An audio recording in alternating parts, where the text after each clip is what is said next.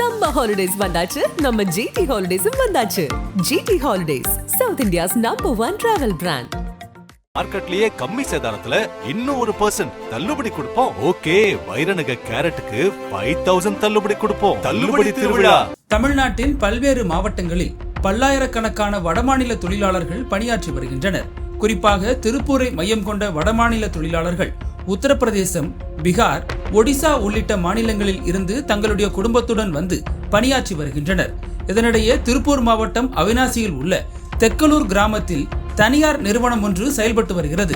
இங்கு வேலை கேட்டு ஒடிசா மாநிலத்தைச் சேர்ந்த பெண் ஒருவர் தனது கணவர் கை குழந்தைகளுடன் திருப்பூருக்கு வந்துள்ளார். ஆனால் அந்த நிறுவனத்தில் இவர்களுக்கு வேலை இல்லை என கூறிவிட்ட நிலையில் மீண்டும் அவர்கள் ஒடிசா மாநிலத்திற்கே திரும்பச் செல்ல முடிவெடுத்துள்ளனர். இதனையடுத்து இந்த தம்பதி தங்களின் குழந்தைகளுடன் திருப்பூர் ரயில் நிலையத்திற்கு சென்றுள்ளனர்.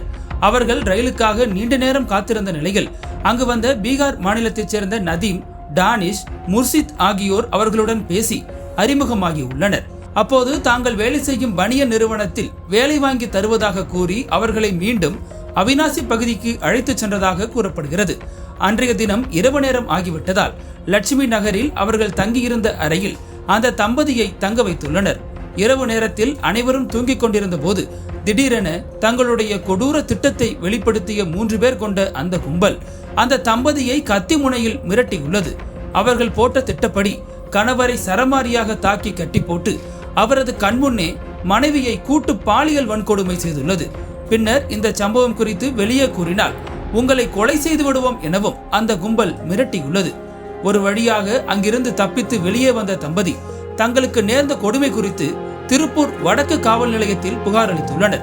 அதன்படி விசாரணையை தீவிரப்படுத்திய காவலர்கள் பாலியல் வன்கொடுமை செய்த பீகாரைச் சேர்ந்த நதீம், டானிஷ், முர்ஷிக் ஆகிய 3 பேரையும் அதிரடியாக கைது செய்தனர். அவர்களிடம் மேற்கொண்ட தொடர் விசாரணைக்கு பிறகு 3 பேரையும் நீதிமன்றத்தில் ஆஜர்படுத்தி சிறையில் அடைத்துள்ளனர். திருப்பூரில் வடமாநில பெண்ணுக்கு வடமாநிலத்தைச் சேர்ந்த தொழிலாளர்களாலேயே பாலியல் வன்கொடுமை அரங்கேறியிருப்பது பெரும் அதிர்ச்சியை ஏற்படுத்தியுள்ளது.